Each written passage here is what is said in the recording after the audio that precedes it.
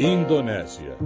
Um arquipélago de mais de 13 mil ilhas que se estendem no Oceano Pacífico, com pitorescos litorais, florestas, paisagens magníficas.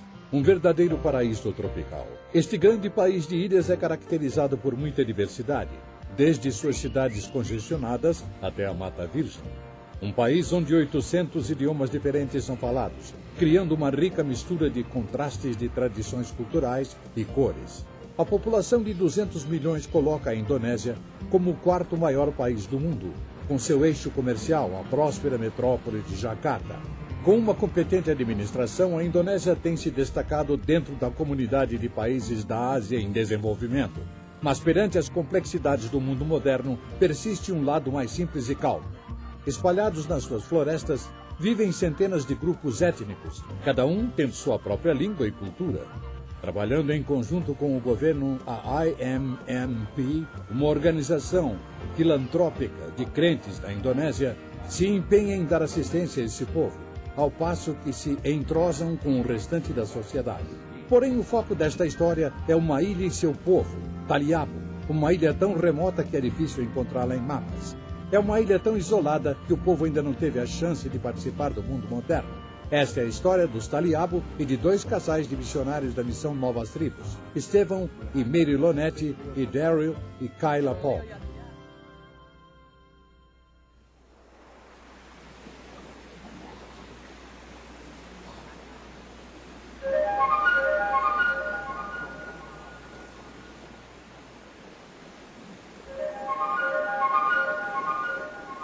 Missão Novas Tribos.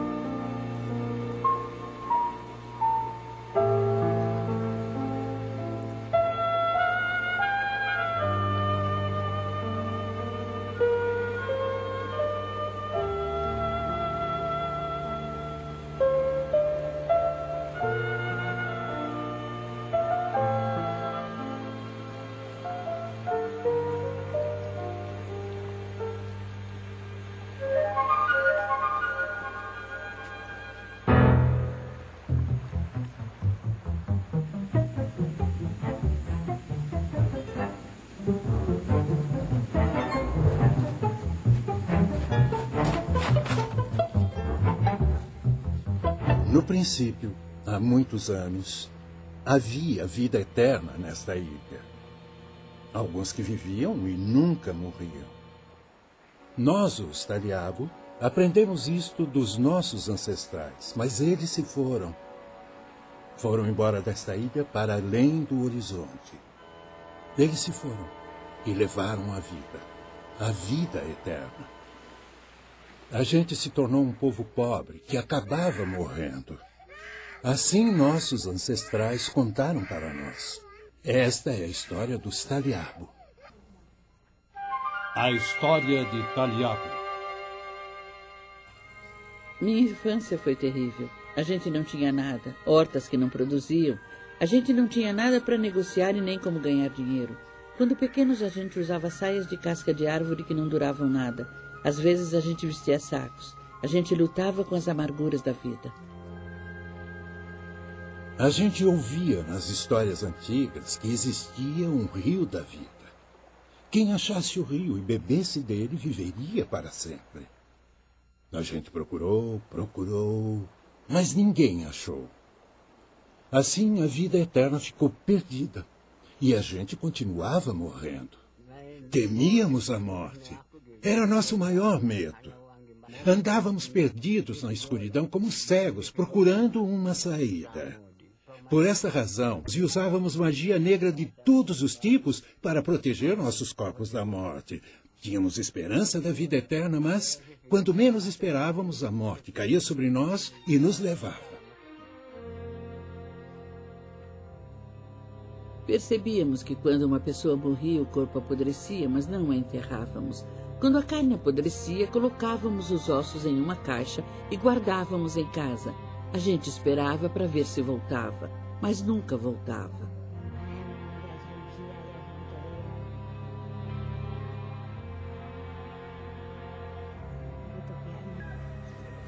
A gente cavava uma cova rasa e colocava o corpo dentro. À noite o vigiávamos, protegendo dos porcos e cachorros. Dormíamos ali, sempre esperando que voltasse a ter vida. Mas ele nunca voltava. Então fazíamos do espírito daquela pessoa o nosso guia e o adorávamos. Pegávamos um pouco do cabelo, uma unha, um dente, para obter poder sobre nossos inimigos. Chamávamos ao espírito. Pai, cuida de nós, protege-nos das doenças. Pai, dá poder para a gente ficar vivo neste mundo. A gente trazia oferendas e esperava, mas ele nunca voltava. E a comida ficava preta e podre.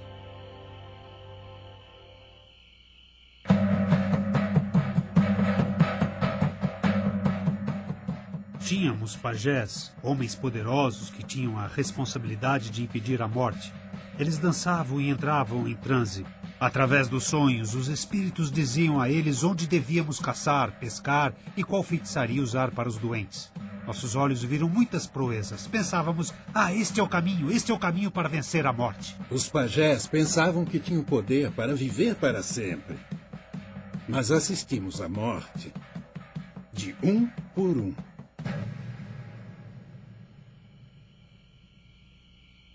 Estávamos confusos.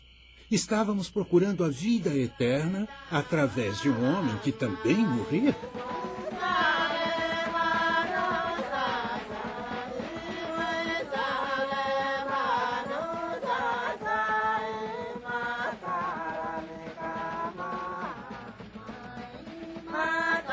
Dentre todos os pajés, quem pode suportar o peso da morte? Um pajé morre e outro toma o seu lugar. Talvez este ache aquilo que estamos procurando. Eu procurava uma saída. Tínhamos muitos problemas por causa das dificuldades da vida. Estávamos em apuros com as doenças e morte. E não entendíamos o sentido da vida. Existe uma banana selvagem na floresta cujas folhas e o tronco parecem verdadeiros.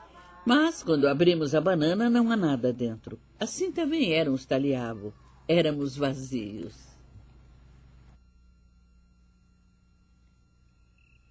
Nos apegávamos em uma coisa e depois em outra. Mas, no fim, a morte nos alcançava.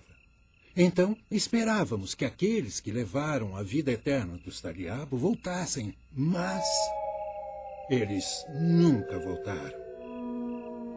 Eles devem ter se esquecido de nós. Se pelo menos pudéssemos encontrá-los, a gente poderia pedir que voltassem. Em desespero, construímos uma balsa. Era uma balsa grande que levou meses para ser construída. Enchemos com cestas de frutas e verduras, nozes, tabaco e folhas de todo o canto da ilha. Por último, colocamos os ossos de 2 Taliabos, um homem e uma mulher, para proteger a carga e guiar a balsa. O rio levou a balsa até o mar, e com ela se foram nossas esperanças. Será que veriam a balsa flutuando no grande desconhecido? Será que diriam, olha, isso vem de Taliabo. Será que voltariam trazendo a vida?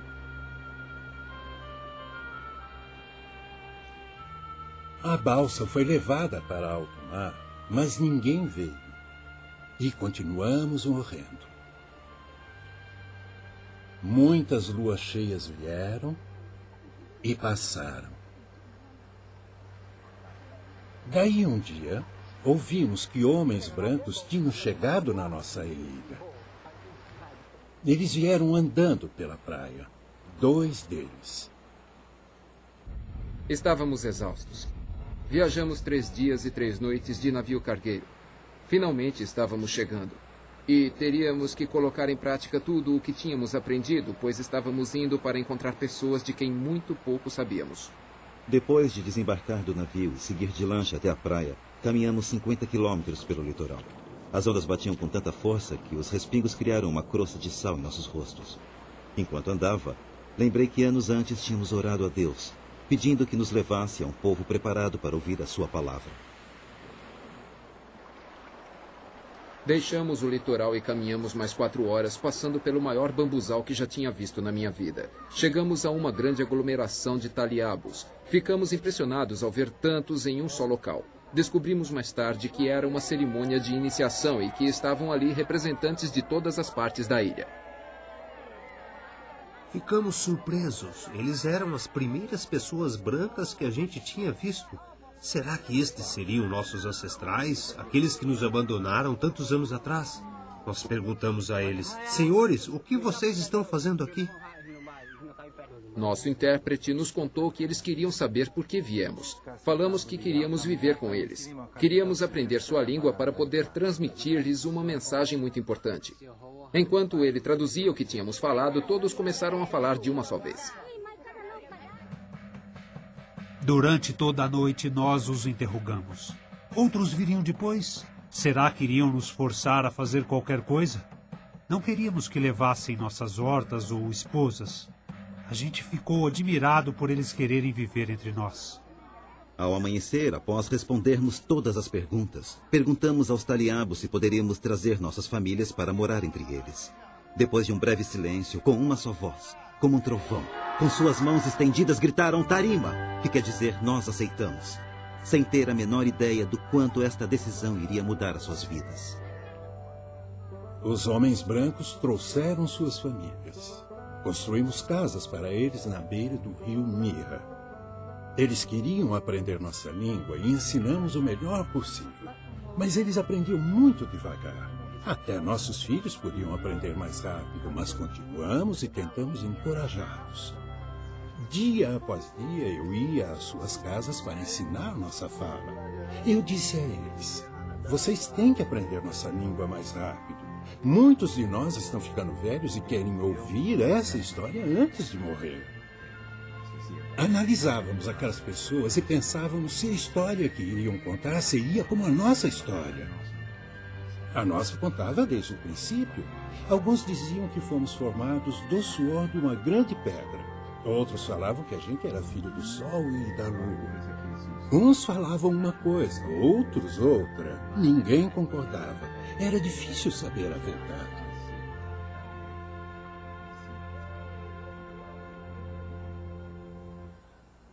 Eu ainda não tinha me encontrado com os homens brancos e suas famílias, mas eu queria saber se eles sabiam da vida eterna.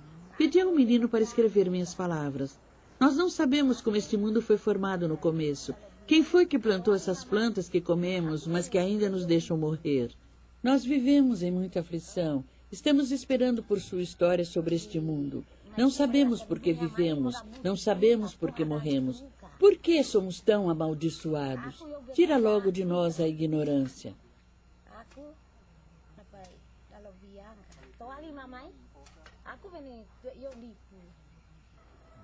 Durante uma das nossas aulas para aprender a língua, recebemos uma carta enviada por uma mulher leprosa que morava à distância de uma caminhada de meio-dia. Este foi nosso primeiro contato com Bulerria Kempang, uma mulher extraordinária. Como peças de um quebra-cabeça que se encaixavam, começamos a entender a cultura dos taliabo. É importante que entendamos que a busca que tinham pela vida eterna não era uma busca do Deus verdadeiro, mas sim um simples escape para a morte. Eles não precisavam de Deus. Eles nem pensavam nele. Eles nos contaram como constantemente tinham buscado a vida eterna e por fim construíram a balsa. Interessante que a balsa foi construída na época que nascemos. Os taliabo tinham esperado durante muitos anos e continuavam esperando. Muitos chegaram a tal ponto de desespero que participavam das tradições, mas não acreditavam mais nos pajés, que tinham falhado. À medida que ficávamos mais fluentes na língua, os taliabo ficavam mais impacientes. Finalmente, depois de 4 longos anos de estudo, chegou a hora de ensiná-los. Marcamos com os taliabo a data que começaríamos o ensino.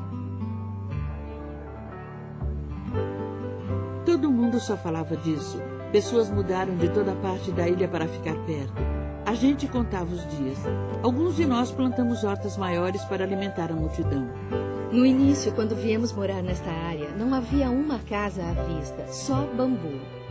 E enquanto nos preparávamos para ensinar, pessoas vieram de todas as partes da ilha. Mais de 30 novas casas foram construídas. A aldeia mais próxima cresceu também, quase 50 casas. A única razão era que queriam ouvir a história. Tivemos reuniões para decidir como deveríamos agir. Decidimos que ninguém poderia conversar e muito menos dormir. Escolhemos alguns homens que iriam bater na cabeça daqueles que não se comportassem bem. Esta seria a primeira vez que os Taliabo iriam ouvir a palavra de Deus em sua língua. Estávamos preocupados caso entendessem mal a história da Bíblia e a confundissem com suas próprias crenças e lendas. Tínhamos a grande responsabilidade de nos comunicar com clareza. Os Taliabo tinham que entender algumas verdades básicas. Deus é o Criador soberano. Ele é santo e nos deu a lei, mas também é o amoroso autor da salvação. Esses conceitos guiariam seus entendimentos a uma visão bíblica sobre o pecado e suas consequências. Planejamos ensinar desde o início do Velho Testamento para que eles pudessem ter uma base correta para entender o Evangelho da Graça.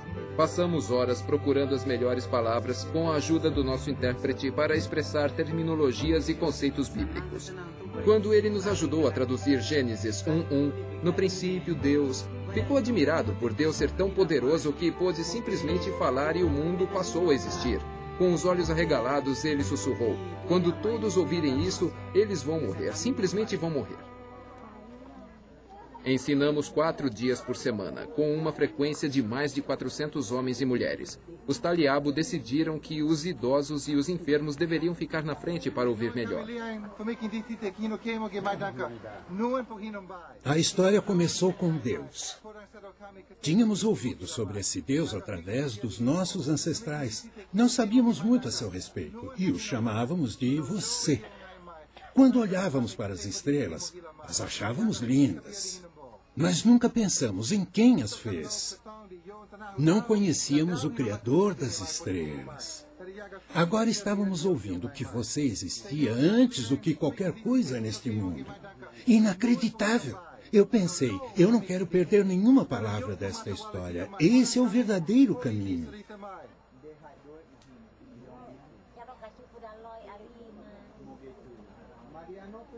Quando vi que Deus criou o mundo inteiro e criou Adão e Eva, comecei a entender. Agora eu entendo que Deus nos criou. Fiquei contente só em pensar.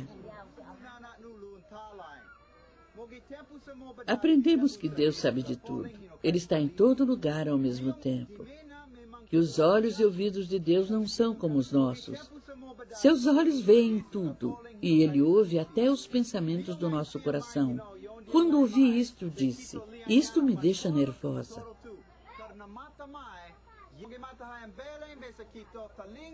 Depois que Estevão ensinou que Deus estava presente em todo lugar, um homem ficou de pé e disse a todos: irmãos e irmãs, escutem o que eu vou dizer. Lembrem que quando vocês forem para suas hortas e pensarem que estão sozinhos, Deus está lá. Cuidado! Estão ouvindo o que eu estou dizendo? Ele vê tudo o que vocês fazem. Estas foram as primeiras indicações de que estavam compreendendo claramente o que estávamos ensinando. Nos primeiros capítulos do livro de Gênesis, a Bíblia nos ensina que desobedecer a Deus é pecado e que o seu resultado é a morte, física e espiritual. Em poucas horas de ensino da palavra de Deus, questões que perturbavam os Taliabo há centenas de anos finalmente estavam sendo respondidas. Agora sabiam por que as pessoas morriam. Também ouviram que Deus amava tanto a sua criação que mandaria um libertador, aquele que iria livrar os pecadores da morte. Este que foi prometido foi o primeiro raio de esperança do povo Taliabo. No passado, eu era como um peixe fora d'água, me debatendo para cá e para lá, tentando encontrar a vida eterna, mas agora não faço mais isso. Agora estou esperando o prometido, aquele que irá nos libertar.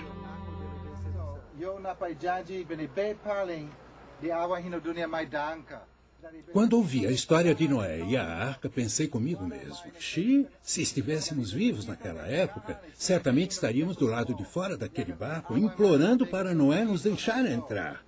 Seríamos as pessoas levadas pela enchente. Não somos nada diferentes deles. Quando contamos a história das cidades de Sodoma e Gomorra, as pessoas disseram: estou lhe dizendo, nossas vidas são iguais às das pessoas de Sodoma e Gomorra. Começaram a temer o julgamento de Deus pelos pecados. Daquele dia em diante, começaram a chamar suas aldeias de Sodoma e Gomorra.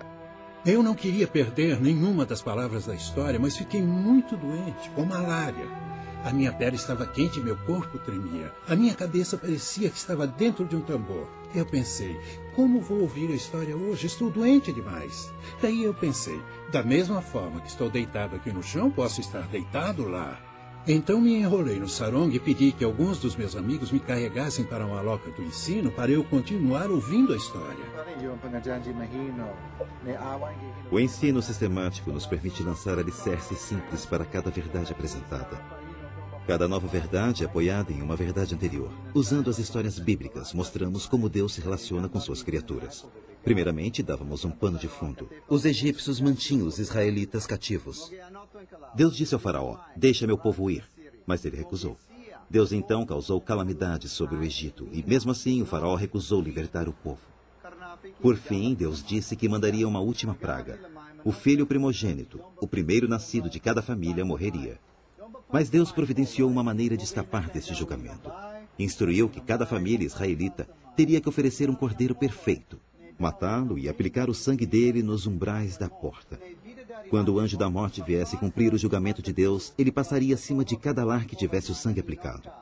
Através dessa história, os Taliabo vieram entender que Deus era soberano sobre Israel e o Egito, e que ele é santo, julgando aqueles que insistem em tomar seu próprio rumo. Ao mesmo tempo, ele graciosamente libertou aqueles que demonstraram confiança na sua palavra. Aqui também teremos introduzido o conceito da substituição. Um cordeiro inocente morre em lugar do primogênito. Os Taliabo apreciaram esse ensino e se identificaram com ele. Poucos dias depois que ensinamos sobre a primeira Páscoa, fomos à casa de Mama Nama. E lá vimos que seus portais estavam pintados com tinta vermelha. Questionamos por que fez isso. Disse, bem, não temos ovelhas na ilha. E pensei que o sangue de porco não serviria. Então fui ao litoral e encontrei essas latas de tinta vermelha. Você sabe, só para garantir. Durante os anos de estudo da língua e ainda durante o ensino, éramos dirigidos por um senso de urgência. Era como se o relógio estivesse marcando os momentos finais da vida. Queríamos compartilhar a mensagem da Bíblia com a mesma intensidade que os Taliabo queriam ouvir, mas foi durante o ensino da Páscoa que o tempo para um deles se esgotou. Morreu de tuberculose. No seu leito de morte, ele clamava pelo Cordeiro da Páscoa. Ele não clamava por um animal. Ele disse, eu não estou pedindo ajuda aos ancestrais ou aos demônios. Estou clamando somente por aquele que Deus prometeu mandar. Ele é o meu Cordeiro da Páscoa. Ele estava deitado com a cabeça no meu colo. Ainda consigo lembrar do seu rosto. É algo que nunca esquecerei. Do seu rosto e da sua fé simples buscando a Deus. Quando ensinamos sobre a lei de Deus, os Taliabo prestaram atenção em total silêncio. Nunca ficaram tão quietos. Quando ouvi pela primeira vez os 10 mandamentos, fiquei perturbado. Então esta é a lei de Deus? Agora sabíamos que Deus não queria que adorássemos outros deuses, que não mentíssemos, roubássemos ou cometêssemos assassinato. Ele não queria que pegássemos as esposas de outros homens. Quando ouvi isso, fiquei com medo. Inicialmente, os Taliabo pensaram que os 10 mandamentos fossem uma lista de leis a serem guardadas a fim de agradar a Deus. A esta altura, um grupo de homens nos procurou, visivelmente perturbados. Eles nos contaram, estamos numa verdadeira encrenca com Deus, assassinamos um homem, cortamos ele em pedaços. Porém, naquela época, a gente não conhecia a lei de Deus. Agora que sabemos os mandamentos de Deus, não vamos quebrar mais nenhum.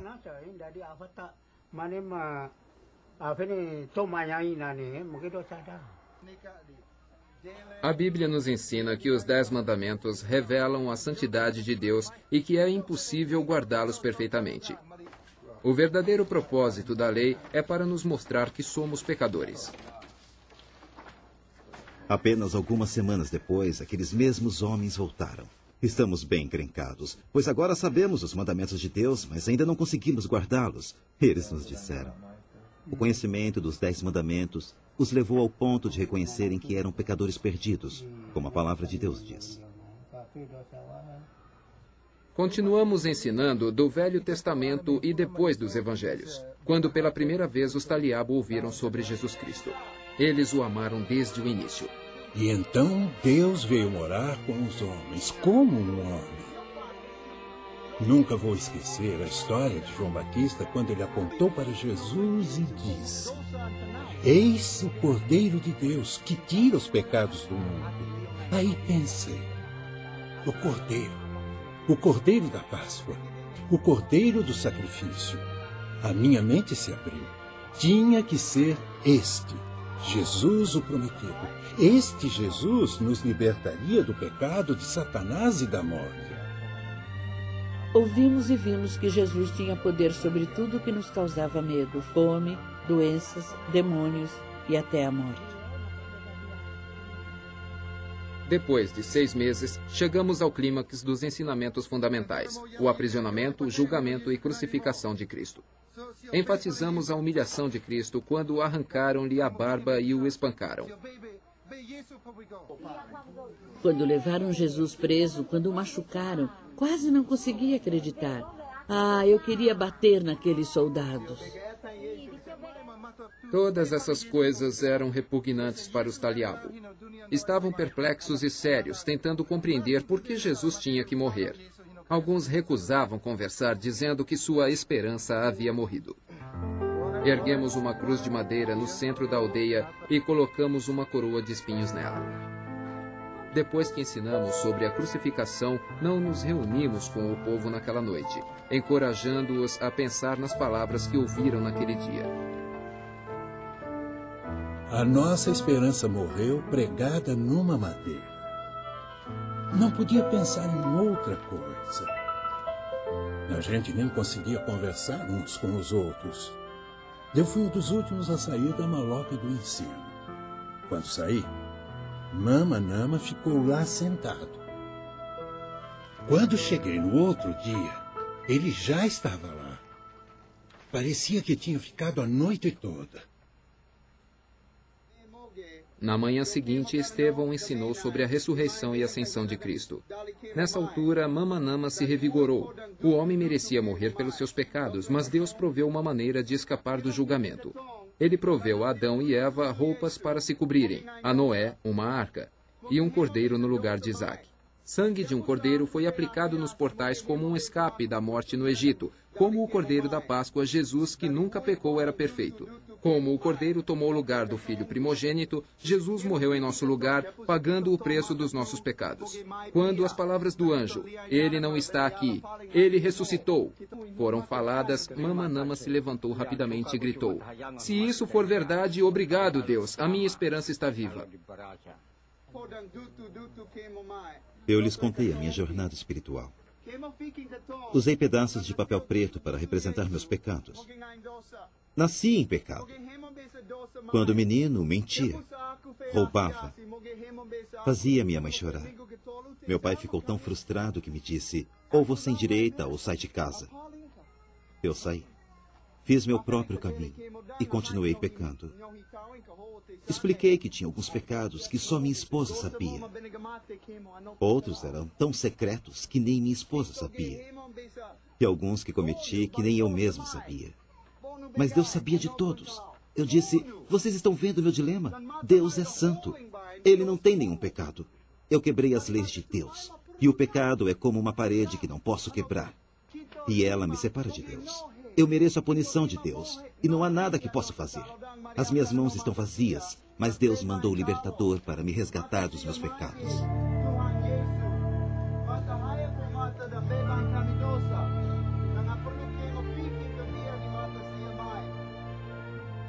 Jesus Cristo, Deus em forma humana, levou sobre si meu castigo.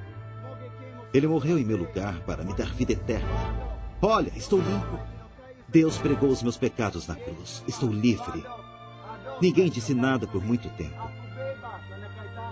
Então o homem sentado ao meu lado se jogou nos meus braços e chorou como um bebê. Vocês ensinaram e ensinaram. E eu pensei e pensei.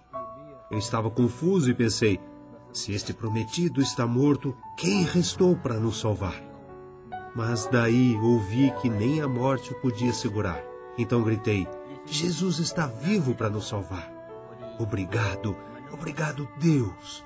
Jesus pagou a dívida dos meus pecados. Nunca me esquecerei daquele dia. Um por um, os Taliabo professaram a sua fé em Jesus Cristo. Nós rimos e choramos. Ninguém pensou em comer. Ficamos nos alegrando nas grandes coisas que o nosso Deus havia feito. Até o final do dia, mais de 100 Taliabos confiaram em Cristo. Esse único dia compensou todos os anos de preparo.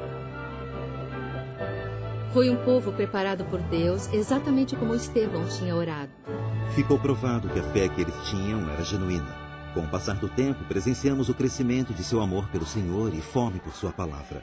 Testemunhamos o milagre da nova vida, o nascimento de uma igreja. Ouçam-me, eu acompanhei os estudos até hoje e a minha mente foi aberta e eu concordo com este caminho. Coloquei toda a minha confiança em Jesus e na sua morte no meu lugar. Eu entendo dessa forma. Se alguém compra uma camisa para mim, paga tudo e depois me dá de presente, eu só tenho que aceitar e usá-la, certo? Existe mais alguma coisa que eu possa fazer além de crer que Jesus levou os meus pecados e que agora eu sou livre? Não, não há nada mais a ser feito. Está tudo concluído.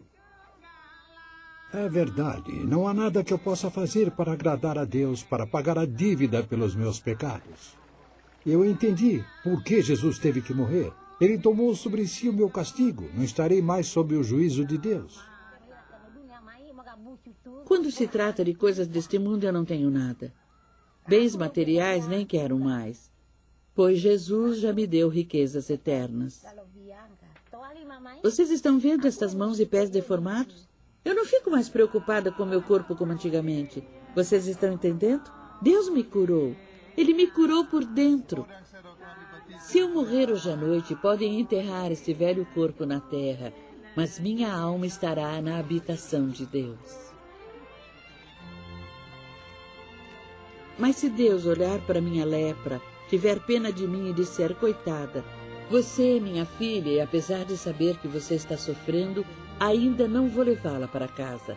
Mesmo assim seria grata e diria, Senhor, você é o meu Criador, estou esperando no Senhor, a minha esperança está em Deus, Ele me deu vida.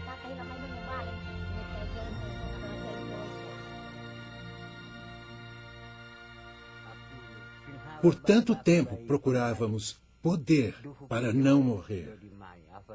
Essa maneira de viver nos prendia e não achamos a vida.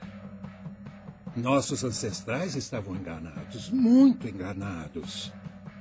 Vivíamos nessa ilha como pessoas num quarto escuro, sem nenhuma luz. Estávamos sozinhos no escuro. E daí vocês vieram. Nós dissemos, aqueles dois têm uma luz. Meu coração me apressava e eu queria ouvir logo a história. Eu precisava ouvir a história. Eu chorava para ouvir a história como uma criança chora por comida. Daí eu ouvi e disse, agora eu sei, a parede da morte, a parede que estava entre Deus e nós, Jesus derrubou. Quando me lembro dos nossos velhos costumes, fico arrependido. Lamento o que fazíamos porque adorávamos coisas inúteis. Naquela época não havia nenhuma saída, mas agora eu estou no caminho. Havia um tempo em que eu tinha medo. Agora a morte não me amedronta porque eu finalmente entendo por que vivemos e por que morremos. Agora eu entendo por causa das palavras que vocês trouxeram. De outro modo, não haveria como eu saber sobre a vida, a morte e a jornada na qual estamos. Vocês trouxeram essas palavras e essas palavras nos deram vida. Versão brasileira, Clone.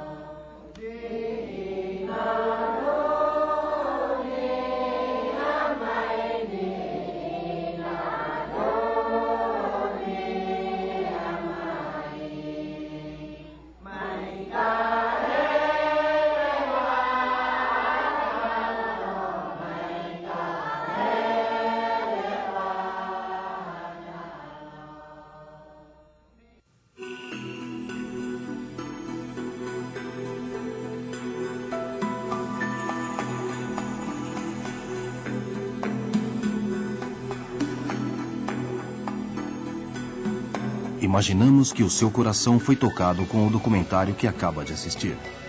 Talvez você esteja pensando: será que estas histórias só acontecem lá nos lugares distantes? A resposta é não. Na verdade, muitos missionários brasileiros e estrangeiros atravessam fronteiras geográficas e culturais para levar a preciosa mensagem da salvação nos rincões de nosso país. E mesmo fora dele, onde estão acontecendo muitas histórias semelhantes a esta.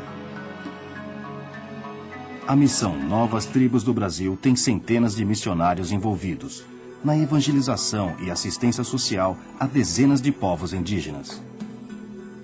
No Brasil e em 4 países africanos, muito trabalho existe para ser feito e os obreiros são poucos.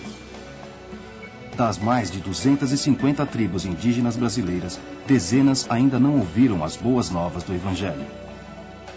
Foram criados centros de preparo especializado para este ministério. Informe-se e participe de histórias missionárias que estão acontecendo. Conheça o trabalho da Missão Novas Tribos do Brasil acessando o nosso site www.mntb.org.br mntb@mntb.org.br Caixa Postal 221 75001970, Anápolis, Goiás. Fone, código de área 62 33181234.